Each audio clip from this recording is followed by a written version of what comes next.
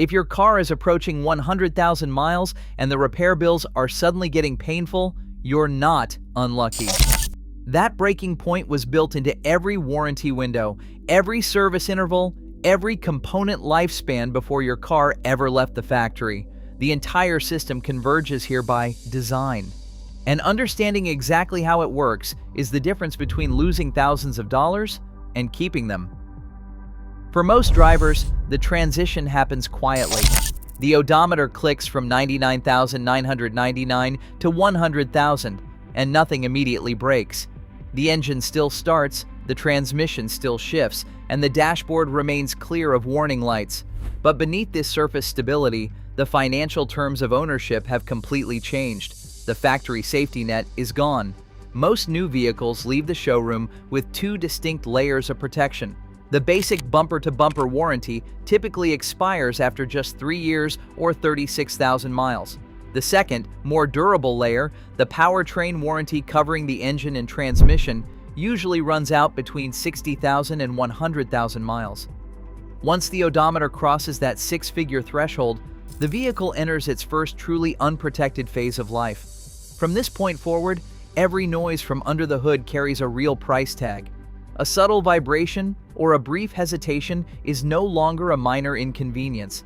It is a potential financial threat. Owners must now absorb the full cost of every aging component, every failing seal, and every diagnostic hour.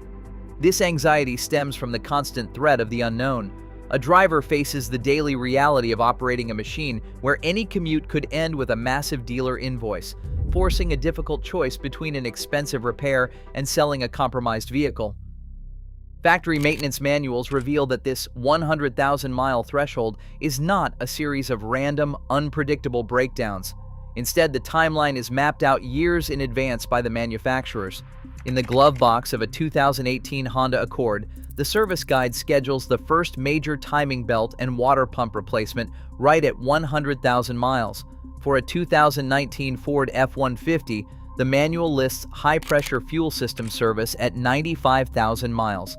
A 2020 Toyota Camry calls for a coolant flush and water pump inspection at 105,000 miles.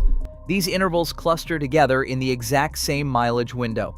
When these heavy maintenance requirements hit at the same time the factory warranty expires, owners face a sudden, massive financial barrier. A single visit to replace a timing belt and water pump averages $1,200. When this bill is presented alongside other scheduled tasks, drivers are conditioned to view their vehicle as entering an era of expensive, endless upkeep. The transition feels structured because the schedule itself teaches the owner that the period of easy ownership has reached its predetermined end. This systematically prepares the driver to accept that the vehicle is ready for replacement, long before the first actual mechanical part breaks down. Under the hood, the transition from planned maintenance to mechanical fatigue is governed by the physical limits of materials. For decades, the timing belt and water pump have dictated the lifespan of the engine's front-end drive system.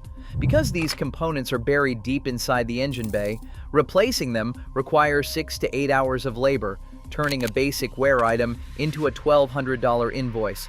If an owner delays this service, a snap timing belt can instantly destroy the engine's valves and pistons, resulting in a catastrophic engine replacement bill averaging over $4,000. Modern drivetrains introduce even more complex pressure points.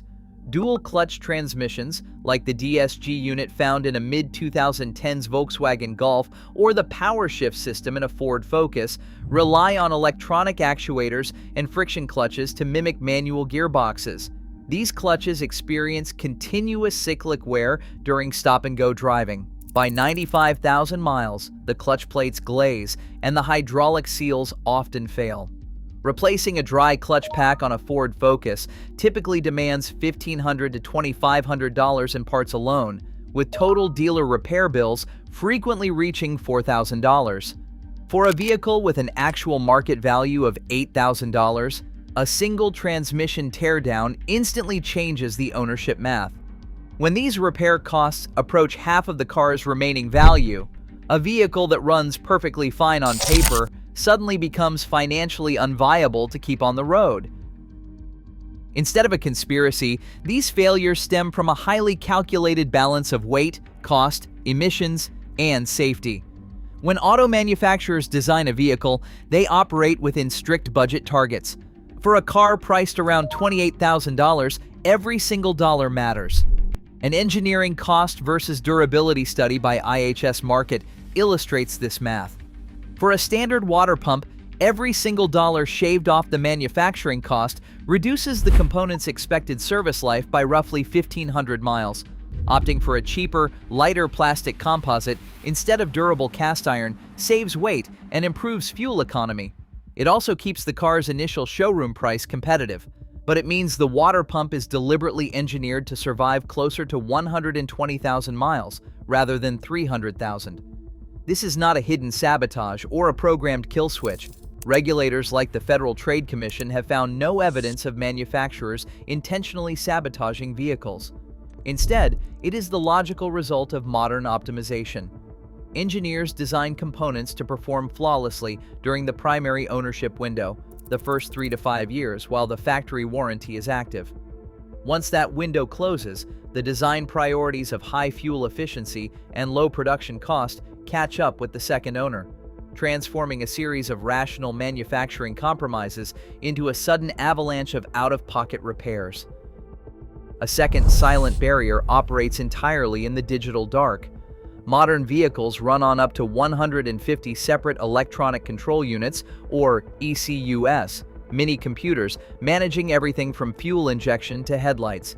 Manufacturers typically support these proprietary software systems and dealer diagnostics for only 7 to 10 years. When a 2015 BMW 3 Series experiences a body control module failure at 110,000 miles, the mechanical parts are perfectly healthy. But replacing the module requires proprietary software coding. If the manufacturer has ended support, independent shops cannot program a replacement, and dealerships cannot access the legacy files. The owner faces a $3,000 estimate for an orphaned electronic component on a $9,000 car. This is not a programmed kill switch, it is the natural result of chip life cycles outpacing car lifespans. It turns mechanically sound vehicles into digital scrap. Regulators have found zero evidence of deliberate kill switches. Instead, the warranty cliff is driven by the simple arithmetic of the modern auto market. Manufacturers, lenders, and dealerships thrive on repeat transactions, designing leasing cycles and model refreshes around 3 to 6 year ownership windows. When a car hits 100,000 miles, depreciation, parts scarcity, and labor complexity collide to push owners back into the showroom. Surviving this threshold requires shifting from a passive owner to an active strategist. Brands like Toyota, Honda, and select Mazda and Subaru models offer the best odds of defying the cliff, supported by durable powertrains and extensive aftermarket parts networks. Before approving any major post-warranty fix, compare the repair quote to the car's actual market value. If the bill exceeds 50% of that value, replacement is usually the smarter financial move. Always read extended warranty exclusions carefully. Many policies specifically omit high-cost failure points like transmission mechatronics and module programming, leaving you exposed when you need coverage most. The warranty cliff isn't a conspiracy, it's just economics. Your car has no kill switch, but the system expects you to trade up. Understanding this design is your power. With strategic maintenance, you beat the math. How will you keep yours running past the cliff? Let us know below.